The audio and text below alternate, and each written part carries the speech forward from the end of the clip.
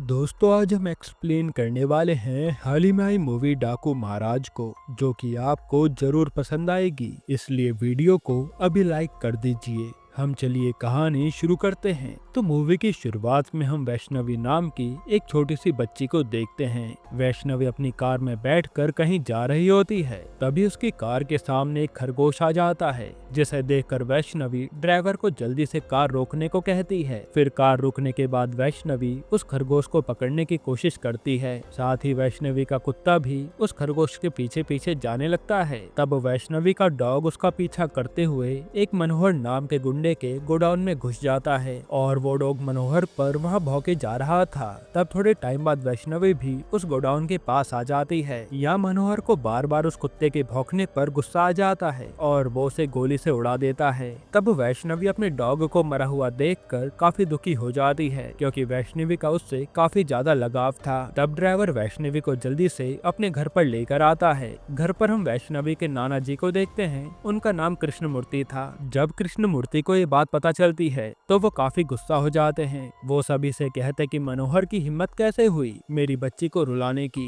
वैसे भी मनोहर ने पूरे शहर में अपना आतंक फैला रखा है, इसलिए मुझे उसके खिलाफ आवाज उठानी ही होगी। इतना कहने के बाद वो मनोहर के खिलाफ कंप्लेन करने जा रहे होते हैं, लेकिन सब घर वाले उन्हें रोक रहे थे। इसके बावजूद वो मनोहर के खिलाफ कंप्लेन कर देते हैं। जिसके बाद हम मनोहर के बड़े भाई त्रिमूर्ति को देखते हैं, और त्रिमूर्ति उस शहर का एमएलए था। इसी वजह से हर कोई उससे डरता था। खैर अब त्रिमूर्ति अपने घर में कुछ काम कर रहा होता है। तब कुछ पुलिस वाले त्रिमूर्ति को आकर बताते हैं कि तुम्हारे भाई के खिलाफ कृष्णमूर्ति ने कंप्लेन की है, इसी वजह से पुलिस वाले हर जगह तुम्हारे भाई को ढूंढ रहे हैं। इस पे त्रिमूर्ति उन्हें कहता है कि तुम लोग चिंता मत करो, मैं खुद जाकर कृष्णमूर्ति से बात कर लूंगा। फिर अगले दिन त्रिमूर्ति कृष्णमूर्ति से जाकर कहता है कि मुझे तुम्हारे परिवार के बारे में सब कुछ पता है, तुम्हें अपने परिवार को बचाना है तो तुम्हें मेरी बात माननी पड़ेगी। तुम मेरे भाई के खिलाफ की कंप्लेन को वापस ले लो। पर कृष्णमूर्ति उसे कहता है कि मैं तुम जैसे गुंडों से डरने वाला नहीं हूँ और मैं कभी अपनी कंप्लेन वापस नहीं लूंगा।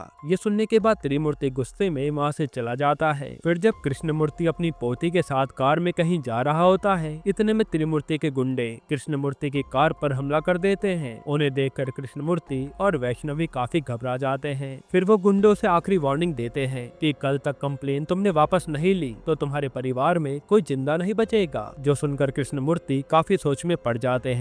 फिर रात के समय कमिश्नर कृष्णमूर्ति से आकर कहते हैं कि त्रिमूर्ति कभी भी तुम्हारे परिवार पर हमला कर सकता है, इसलिए मैं तुम्हारे घर के बाहर पुलिस प्रोटेक्शन लगा रहा हूँ। यहाँ कृष्णमूर्ति भी त्रिमूर्ति के बारे में सोचकर काफी टेंशन में आ गया था। उसी समय हम उनके नौकर गोविंद को देखते हैं। गोविंद अपने मालिक को इतना टेंशन में देखकर काफी परेशान हो जाता है, जिसके बाद वो अपनी माँ को कॉल करके कहता है कि वैष्णवी की जान को खतरा है और हमें महाराज को बुलाना ही पड़ेगा। यहाँ गोविंद को पूरा भरोसा था कि महाराज कृष्णमूर्ति के परिवार को जरूर बचा लेगा। अब ऐसा क्यों, ये हमें आगे पता चलेगा। तभी हम महाराज को देखते हैं और पुलिस वाले महाराज को जेल में लेकर जा रहे थे, पर रास्ते में महाराज के आदमी पुलिस वालों के ऊपर हमला कर देते हैं और वो महाराज को बचाकर वहाँ से ले जाते हैं। असल में महाराज एक डाकू था और उसके साथ पूरी गैंग थी। अब सुबह के समय गोविंद महाराज को अपने साथ लेकर कृष्णमूर्ति के पास आता है। यहाँ महाराज कृष्णमूर्ति से कहता है कि मुझे आपके घर में ड्राइवर की नौकरी चाहिए, क्योंकि मेरे पास कोई काम नहीं है। इस पे कृष्णमूर्ति उसे कहता है कि पहले वैष्णवी को तुम पसंद आने चाहिए, उसी के बाद मैं तुम्हें काम पर रख पाऊंगा। फिर हम वैष्णवी को देखते हैं जो महाराज के साथ कार में बैठ जाती है। तब महाराज भी काफी अच्छे से ड्राइविंग करता है और वैष्णवी को महाराज काफी पसंद आता है, जिसके बाद महाराज को वहाँ ड्राइवर की नौकरी मिल जाती है। फिर हम एक रेस्टोरेंट में स्टेफन नाम के एक आदमी को देखते हैं जो एक गुंडे को पकड़ने के लिए रेस्टोरेंट में बैठा होता है। पर जब वो गुंडा स्टेफन से बचकर भागने की कोशिश करता है तो स्टेफन उसे गोली मार देता है। फिर स्टेफन के पास कमिश्नर का कॉल आता है जो उससे कहते हैं कि तुम्हारा अगला टारगेट कोई छोटा मोटा आदमी नहीं है, तुम्हें डाकू महाराज को जाकर पकड़ना है, क्योंकि महाराज पुलिस कस्टडी से बचकर भाग चुका है। तब स्टेफन भी डाकू को पकड़ने के लिए तैयार हो जाता है। फिर रात में हम मनोहर को देखते हैं जो अपने भाई से कॉल पर कहता है कि मैं कब तक ऐसे छुपकर बैठा रहूंगा और आप अभी तक कृष्णमूर्ति का कुछ बिगाड़ क्यों नहीं पाए। इस पे वो मनोहर से कहता है कि तुम टेंशन मत लो, मैं जल्द ही बात करता हूँ। फिर मनोहर टॉयलेट करने के लिए बाहर जाता है। उसी समय महाराज अपनी कार लेकर मनोहर के सामने आ जाता है। अब अंधेरा ज्यादा होने की वजह से मनोहर महाराज को अच्छे से देख नहीं पाता। तब महाराज मनोहर से कहता है कि इस बार तुमने गलत परिवार से पंगा लिया है। इतना कहने के बाद महाराज मनोहर को कार में बांधकर पुलिस स्टेशन लेकर जाता है और पुलिस वाले मनोहर को जेल में डाल देते हैं। दूसरी तरफ त्रिमूर्ति भी सोच में पड़ जाता है कि आखिर किसने मेरे भाई को जेल में डाला है। फिर हम स्टेफन को देखते हैं जो महाराज के बारे में सारी जानकारी निकालने में लगा था। तब स्टेफन को पता चलता है कि शारदा नाम की एक औरत महाराज से मिलने जेल में आती थी, तो वो अपने ऑफिसर को शारदा का पता लगाने को कहता है। साथ ही स्टेफन बाकी कैदियों से भी महाराज के बारे में पूछने लगता है। तब कैदी उसे बताते कि महाराज खुद के लिए जेल से नहीं भागा होगा, वो जरूर किसी दूसरे इंसान की मदद के लिए भागा है, क्योंकि कुछ समय पहले जेल के सभी कैदियों ने जेल की दीवार तोड़कर भागने की कोशिश की थी, लेकिन महाराज ने उन्हें जेल से भागने ही नहीं दिया था। ये सब सुनकर स्टेफन हैरान हो जाता है। यहाँ महाराज हर दिन वैष्णवी को स्कूल छोड़ने जाता था और ये दोनों साथ में खूब एंजॉय करते थे। अब हम त्रिमूर्ति को देखते हैं जिसके दिमाग में कृष्णमूर्ति से बदला लेने का एक अच्छा सा प्लान आता है। असल में अगले दिन कृष्णमूर्ति के स्कूल में बच्चों का एनुअल फंक्शन था। साथ ही कृष्णमूर्ति बच्चों के लिए खाना भी बनाने वाला था, इसलिए त्रिमूर्ति अपने गुंडों से कहता है कि तुम लोग स्कूल के खाने में जाकर जहर मिला देना, इससे सभी बच्चे मारे जाएंगे और पूरा इल्जाम कृष्णमूर्ति के सर पर आएगा।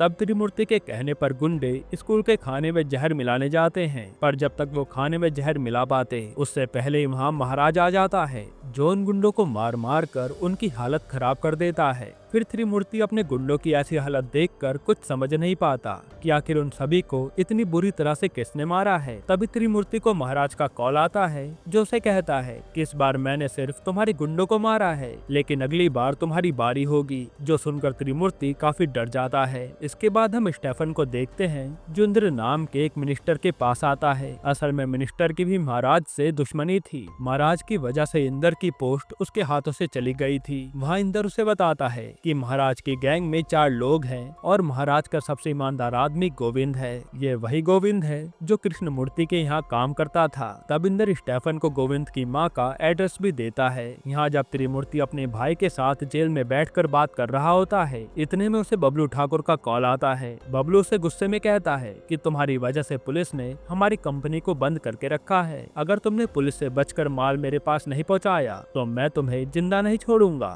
तब हमें पता चलता है कि त्रिमूर्ति भी बबलू के लिए काम करता था और त्रिमूर्ति अपनी कंपनी में चाय पत्ती की आड़ में कोकेन के पौधे उगाया करता था। फिर हम महाराज को देखते हैं। महाराज वैष्णवी और सीमा के साथ मार्केट घूमने आया था, लेकिन तभी कुछ गुंडे आकर वैष्णवी को अपने साथ उठाकर ले जाने लगते हैं, जिन्हें देखकर महाराज और सीमा भी उन गुंडों का पीछा करते हैं। तब वो गुंडे एकदम से वैष्णवी को चलती कार से नीचे फेंक देते हैं, मगर जमीन पर गिरने से पहले ही महाराज वैष्णवी को बचा लेता है, जिसके बाद वो एक एक करके सभी गुंडों को मार डालता है। इसके बाद महाराज जब जाने लगता है तभी उसकी कार खराब हो जाती है, इसलिए उन्हें रात के समय जंगल में ही रुकना पड़ता है। जिसके बाद वैष्णवी देखती है कि महाराज के हाथ से खून निकल रहा है। ये देखकर वो काफी इमोशनल हो जाती है और जल्दी से उसके हाथ पर पट्टी बांधती है। यहाँ महाराज भी वैष्णवी को अपनी बेटी की तरह मानता था और वो वैष्णवी से वादा करता है कि मैं हमेशा तुम्हारा ख्याल रखूंगा और कोई चाहकर भी तुम्हारा कुछ बिगाड़ नहीं पाएगा। इसके बाद जब त्रिमूर्ति अपनी कंपनी में जाता है तभी उसे कंपनी में महाराज दिखता है, जिसे देखकर वो काफी घबरा जाता है। महाराज त्रिमूर्ति से कहता है कि मैं तुम्हारे बेटे को जेल में डालने वाला हूँ और आज के बाद तुमने कृष्णमूर्ति के परिवार की तरफ आंख उठाकर भी देखी तो मैं तुम्हारी आंखें नोच लूंगा।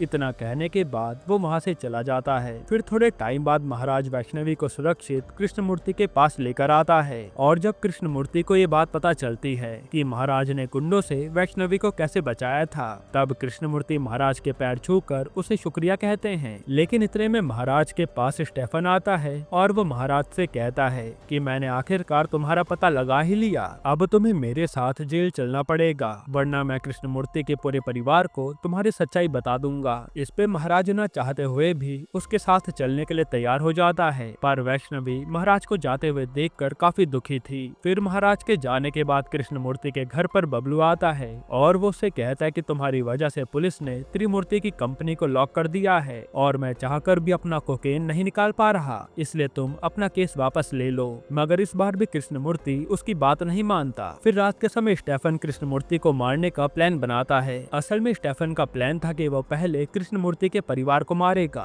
और फिर वो कंपनी में से कोकेन चुरा लेगा। तभी स्टेफन के पास त्रिमूर्ति भागते हुए आता है। वो उसे कहता है कि अगर कृष्णमूर्ति को मारने के बाद मेरी कंपनी में जबरदस्ती कोकेन लेकर जाओगे तो पुलिस सारा इल्जाम मेरे ऊपर डाल देगी, साथ ही मुझे एमएलए की पोस्ट से भी निकाल दिया जाएगा। इसी वजह से त्रिमूर्ति स्टेफन को रोकने की कोशिश कर रहा था, लेकिन स्टेफन त्रिमूर्ति को ही चाकू मार देता है, जिससे उसकी हालत खराब हो जाती है। फिर स्टेफन के सारे गुंडे कृष्णमूर्ति के घर में घुसकर सभी पर हमला कर देते हैं और घर में सीमा और गोविंद उन गुंडों से लड़ रहे थे। उसी समय गुंडों की नजर वैष्णवी पर जाती है तो वो गुंडे वैष्णवी को मारने ही वाले होते हैं, पर इतने में वहाँ महाराज आ जाता है। यहाँ हमें पता चलता है कि महाराज के लोगों ने कमिश्नर को किडनैप कर लिया था, इसी वजह से स्टेफन को महाराज को छोड़ना पड़ा। यहाँ महाराज को देखकर सभी लोग खुश हो जाते हैं और महाराज उन सभी गुंडों को चुन चुन कर मार डालता है। फिर गुंडों को मारने के बाद महाराज बबलू को मारने जाता है। तभी बबलू को उसके चाचा बलवंत ठाकुर का कॉल आता है, जिनसे बबलू कहता है कि महाराज मुझे मारने वाला है। लेकिन जब तक बबलू अपनी जान बचाकर भाग पाता, उससे पहले महाराज उसे मार डालता है। हालांकि इस लड़ाई में महाराज की हालत काफी खराब हो गई थी, जिसके बाद सभी लोग जल्दी से महाराज को हॉस्पिटल लेकर जाते हैं और हॉस्पिटल में कृष्णमूर्ति गोविंद से पूछता है कि आखिर महाराज है कौन और वो हमारी जान बचाने के लिए गुंडों से अकेला लड़ क्यों रहा था। इस पे गोविंद उसे पूरी कहानी सुनाने लगता है कि कई साल पहले की बात है, हमारे गांव में सभी लोग एक एक बूंद पानी के लिए तरसते थे। सभी लोगों को पानी पीने के लिए ठाकुरों के पास काम करना पड़ता था और उन तीनों ठाकुरों का नाम था पृथ्वीराज, यशवंत और बलवंत। वो तीनों अपने खदान में सभी गांव वालों से जबरदस्ती काम कराते थे और अगर कोई भी गांव वाला उनके खिलाफ आवाज उठाता था तो बलवंत उस आदमी को जान से मार डालता था। फिर एक दिन गांव में एक इंजीनियर आता है, उसका नाम महाराज था। गांव वाले महाराज के पास अपनी आस लेकर जाते हैं तो महाराज भी गांव वालों के दुख को समझकर उनकी मदद करने के लिए तैयार हो जाता है। जिसके बाद ये सब मिलकर गांव में एक डैम बनाने की तैयारी करते हैं, लेकिन डैम बनाने के लिए उन्हें कलेक्टर की इजाजत चाहिए थी। इसलिए महाराज कलेक्टर नंदिनी के पास जाकर उन्हें गांव वालों की तकलीफ बताता है तो नंदिनी महाराज की मदद करने का वादा करती है। फिर अगले दिन महाराज ठाकुरों से मिलने उनके घर पर जाता है। घर पर बलवंत महाराज से कहता है कि तुम डैम बनाने का ख्वाब छोड़ दो, जिसके बदले में मैं तुम्हें काफी सारे पैसे दूंगा। लेकिन महाराज बलवंत के सामने नहीं झुकता। वो उसे कहता है कि अगर एक बार कलेक्टर ने डैम बनाने की इजाजत दे दी तो मुझे डैम बनाने से कोई रोक नहीं पाएगा। तब महाराज के इतना कहते उसके सामने नंदिनी आती है। यहाँ हमें पता चलता है कि नंदिनी बलवंत की बीवी थी, जो चाहकर भी बलवंत के खिलाफ नहीं जा सकती। तब महाराज अपने डैम की अर्जी लेकर मिनिस्टर इंदर के पास आता है, मगर महाराज को ये बात नहीं पता थी कि इंदर भी बलवंत के लिए काम करता है। तब इंदर बलवंत को सारी बात बता देता है। फिर रात के समय बलवंत के आदमी गाँव के काफी सारे लोगों पर हमला करके उन्हें बड़ी बहरे में से मार डालते हैं और जब ये बात महाराज को पता चलती है तो महाराज जल्दी से गांव वालों के पास आता है। उसी समय बलवंत के आदमी महाराज पर भी हमला कर देते हैं, पर महाराज उन सभी गुंडों को बहुत मारता है। साथ ही वो गुस्से में यशवंत ठाकुर को भी मार डालता है। जिसके बाद बलवंत और पृथ्वीराज पागल शिकारी की तरह महाराज को ढूंढने लगते हैं। तब आखिर में पृथ्वीराज सभी गाँव वालों को पकड़कर मार रहा होता है, क्योंकि महाराज उसके हाथ नहीं आ रहा था। तभी उसके पास महाराज की पत्नी आती है और वो उससे कहती है कि अगर तुम्हें जिंदा रहना है तो ये जगह छोड़कर चले जाओ। इस पे पृथ्वीराज उसे भी मारने वाला होता है, लेकिन तब तक महाराज पृथ्वीराज पर हमला कर देता है और उसे भी दौड़ा दौड़ा कर मार देता है। उसी दिन के बाद पूरे गांव में डाकू महाराज का नाम फैल जाता है और पुलिस वाले भी डाकू महाराज को हर जगह ढूंढने लगते हैं। तब महाराज गाँव के बाकी लोगों को भी लड़ना सिखाता है, जिसके बाद काफी सारी औरतें भी महाराज के गैंग में शामिल हो जाती हैं। फिर मिनिस्टर भी बलवंत से कहता है कि तुम महाराज से थोड़ा बचकर रहना, पर बलवंत तो महाराज को मारने के लिए उतावला हो रखा था, जो उसे हर जगह ढूंढे जा रहा था। फिर एक दिन महाराज की पत्नी मंदिर में पूजा करने आती है, साथ ही नंदिनी भी मंदिर में आई थी। इतने में बलवंत के गुंडे महाराज की पत्नी को पकड़ने के लिए मंदिर में आते हैं। तब नंदिनी महाराज की पत्नी को उन गुंडों की नजरों से बचाती है। फिर अकेले में नंदिनी उसे बताती है कि मैंने ही गवर्नमेंट को कहकर महाराज का ट्रांसफर इस गाँव में कराया था, क्योंकि मैं जानती थी कि सिर्फ महाराज ही मेरे पति के हाथों से गाँव वालों को बचा सकता है। दूसरी तरफ हम इंदर को देखते हैं, जो महाराज से बचने के लिए पुलिस प्रोटेक्शन में बैठा था, पर उसी समय महाराज अपने आदमियों के साथ इंदर पर हमला कर देता है। फिर जैसे महाराज उसे मारने वाला होता है, तब इंदर उसे कहता है कि मैं तुम्हारी सारी बात मानूंगा, बस तुम मुझे जिंदा छोड़ दो। इस पे महाराज उसे अपनी सारी गलती पुलिस के सामने मानने को कहता है। इंदर भी सभी लोगों के सामने कहता है कि मैं और बलवंत मिलकर स्मगलिंग का काम करते हैं और मैं गांव में डैम बनाने की इजाजत दे रहा हूं। तब इंदर की बातें सुनने के बाद गवर्नमेंट इंदर को मिनिस्टर की पोस्ट से हटा देती है। फिर हम बलवंत को देखते हैं। बलवंत समझ गया था कि नंदिनी महाराज का साथ दे रही है, इसलिए वो महाराज को कॉल करके कहता है कि अगर तुम्हें नंदिनी जिंदा चाहिए तो तुम जल्दी से मेरे पास आ जाओ। ये सुनते ही महाराज जल्दी से बलवंत के पास जाने लगता है। यहाँ नंदिनी बलवंत से कहती है कि मैंने अपने पापा की मर्जी के खिलाफ तुमसे शादी की थी, पर अब मैं अपनी किस्मत पर रो रही हूँ। इस पे बलवंत भी नंदिनी को मारने लगता है, जिससे नंदिनी की हालत काफी खराब हो जाती है। पर उसी समय महाराज नंदिनी को बचाने के लिए आता है और वो बलवंत और उसके गुंडों को अकेले ही मारने लगता है। तभी सारे गांव वाले भी बलवंत पर हमला कर देते हैं। इससे डर के मारे बलवंत वहां से भाग जाता है, जिसके बाद नंदिनी को जल्दी से हॉस्पिटल लेकर जाते हैं और हॉस्पिटल में नंदिनी मरने से पहले महाराज से कहती है कि मेरे बाद मेरी बेटी का इस दुनिया में कोई नहीं है, क्या आप मेरी बेटी का ख्याल रखेंगे? तब महाराज जिंदगी भर वैष्णवी का ध्यान रखने की कसम खाता है। यहीं हमें एक और बात पता चलती है कि नंदिनी किसी और की बेटी नहीं बल्कि कृष्णमूर्ति की बेटी थी। अब मूवी प्रेजेंट में आती है और कृष्णमूर्ति ये सब सुनकर काफी रोने लगते हैं और उन्हें अपनी बेटी की याद सता रही थी। तभी बलवंत और उसके आदमी हॉस्पिटल में आकर सभी लोगों को मारने लगते हैं। फिर बलवंत अपनी बेटी को मारने जा ही रहा होता है, लेकिन उसी समय महाराज खड़ा हो जाता है, जिसकी हालत अभी भी खराब थी। फिर महाराज घायल हालत में ही बलवंत से लड़ता है और इनके बीच काफी खतरनाक फाइट होती है, जिसमें महाराज आखिर में बलवंत को जान से मार डालता है। इसी तरह से महाराज ने एक एक करके सारे दुश्मनों को मार डाला था। यहीं पर ये मूवी खत्म होती है। दोस्तों, आपको ये मूवी कैसी लगी हमें कमेंट में जरूर बताइएगा और इसके अलावा आप कौन सी मूवी का एक्सप्लेनेशन चाहते हैं वो भी कमेंट कीजिएगा। बाकी अगर आपको हाल ही में आई एक कमाल की मूवी देखनी है तो आप ये वीडियो देख लीजिए।